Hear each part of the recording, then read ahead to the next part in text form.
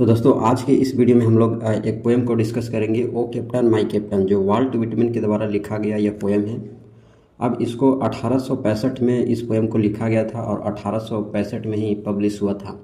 दोस्तों ये जो पोएम है, अब्राहम लिंकन जो अमेरिका के 16वें राष्ट्रपति थे, तो उनके डेथ के बाद जो है ये पोएम लिखा गया है। और ये एक पोएम जो है एक तरह से इलेजी पोएम है। इसमें कुल जो स्टेंजा है 3 हैं और इसमें जो लाइनें हैं वो 24 टोटल लाइनें हैं। ठीक है, अब जो मैं इसमें बताता हूँ कि इसमें कुछ प्रतीक है। ठीक है, अब इसमें जो कुछ प्रतीक यूज किया जाएगा, सिंबल, ठीक है, वो आप इसको ध्यान में रखना। जैसे इसमें कैप्टन जो वर्ड आएगा, इसका मतलब कैप्टन मतलब वे राष्ट्रपति हुए, ठीक है, अब्राहम लिंकन। और शिप, यहाँ पर शिप का अर्थ अमेरिका हुआ है ना, देश, कंट्री। और फेयरफुल ट्रिप मतलब गृह युद्ध, अमेरिकन सिविल वार। ठीक है, तो ये आप ध्यान में रखना। अब जो है हम इस पोएम को जो है लाइन बाय लाइन हम लोग डिस्कस करेंगे। तो चलिए जो है इस पोएम को लाइन बाय लाइन डिस्कस करते हैं। तो पहले स्टेंजा की पहली लाइन है, O captain my captain our fearful trip is done. कि ओ कैप्टन, है ना, हमारे जो फेयरफुल सफ़र थे उनका क्या हो गया है, एक तरह से अंत हो गया है। The ship was weathered every rack the, कि मतलब जहाज है ना, शिप। अब यहाँ पर शिप करने का अर्थ है कंट्री से रिलेटेड, है ना, अमेरिका। ठीक है, तो जहाज ने सारे तूफानों, है ना, तूफानों का क्या कर लिया है, सामना कर लिया है। यानी जो तूफान है वो सब पार कर लिया है। और हमने वह पुरस्कार, यानी यहाँ पर पुरस्कार का मतलब क्या होता है, तो गुलामी के अंत की विजय पा लिया है जो हमने चाहा था। ठीक है, तो ये लाइनें जो है कि the ship has weathered every rack the prize we sought is won, की जहाज ने सारे तूफानों का सामना कर लिया है और हमने वह पुरस्कार जो है पा लिया है जो हम चाहते थे। कि मतलब यहाँ पर कहने का अर्थ हुआ कि जो अमेरिका में जो सिविल वार चल रहा था वो एक तरह से ख़त्म हो गया था और हमने उस पर जीत हासिल कर ली थी। ठीक है, the port is near the bells I hear the people all exulting, कि अब जो पोर्ट है, पोर्ट मतलब होता है बंदरगाह, वो पास ही है और मैं घंटियों की आवाज़ सुन रहा हूँ। और लोग क्या हो रहे हैं, पीपल क्या हो रहे हैं, एग्जल्टिंग हो रहे, मतलब एक तरह से आनंदित होकर के, है ना, ये आनंदित होकर के जयकारा लगा रहे हैं। ठीक है, तो नेक्स्ट जो लाइन है कि while follow eye the steady keel the vessel grim and daring, कि लोग, है ना, जहाज को निहार रहे हैं। ठीक है, जो बहुत गंभीर और साहसिक तरीके से जो नाव है ना, जो चला था, ठीक है, जो तूफानों को पार किया था, तो उसको जो है लोग क्या करें, निहार रहे हैं। ठीक है, बट ओ हट हट हट, लेकिन ओ दिल ओ दिल ओ दिल, ठीक है, कि ओ हट ओ हट ओ हट, कि oh the bleeding drops of red, कि वह लहू की टपकती हुई बूंदें। ठीक है,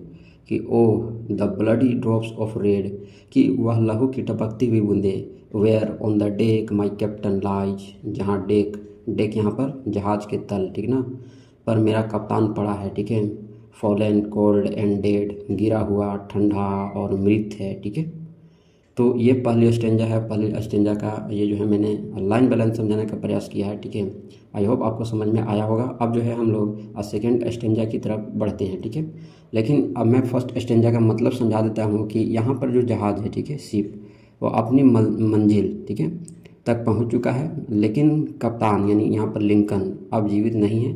तो कवि का दिल जो है ना, इससे काफ़ी दुख रहा है। ठीक है, मतलब काफ़ी वो दुखी हैं। नेक्स्ट जो स्टेंजा की फर्स्ट लाइन है, सेकेंड स्टेंजा की first line, O captain my captain rise up and hear the bells, O कप्तान जागो और इन घंटियों की आवाज़ को सुनो। Rise up for you the flag is flung for you the bugle trills, कि उठो और क्या करो, उठो, ये झंडा तुम्हारे लिए फहराया गया है, या बिगुल तुम्हारे लिए बज रहा है।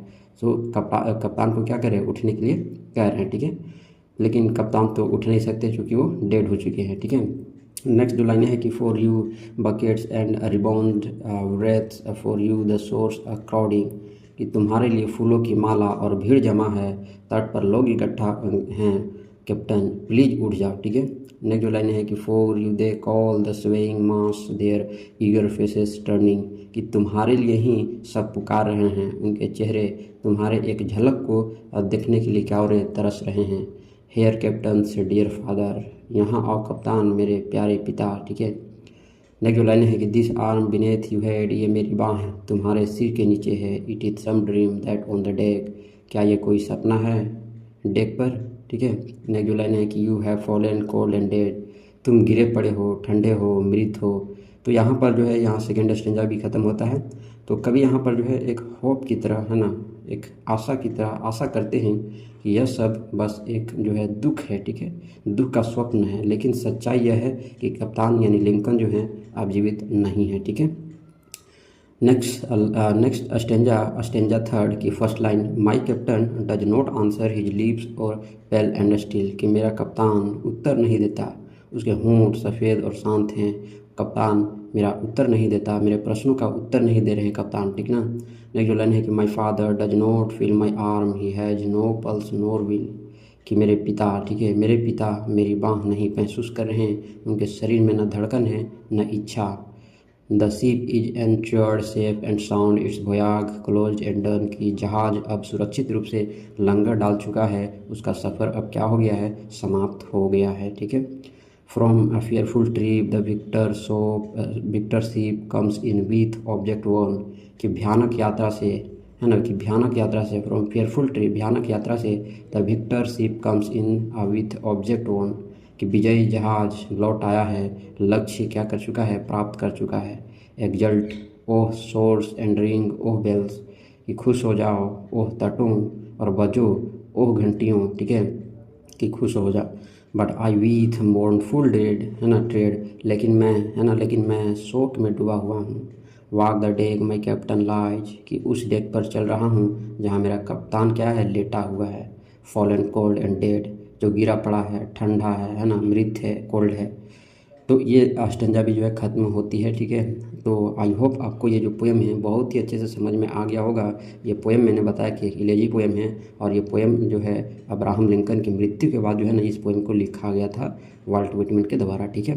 तो ये थर्ड स्टेंजा जो है खुशियाँ मना रही है, ठीक है, जनता क्या करिए, खुशियाँ मना रही है, पीपल जो हैं, लोग जो हैं वो खुशियाँ मना रहे हैं, लेकिन कभी दुख में डूबा हुआ है, ठीक है।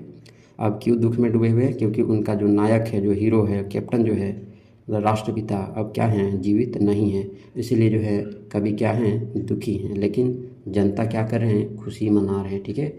तो ये कविता जो है ना, विजय की घड़ी में एक महान नेता की मृत्यु पर शोक प्रकट करता है।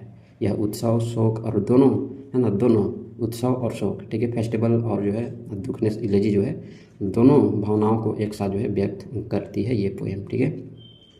बात समझ में आया। अब वाल्ट व्हिटमैन जो है, इनको जो है जाना जाता है father of American free verse, ठीक है। ये एक पोएट थे, एसेस्टिस्ट थे और जर्नलिस्ट थे, ठीक है।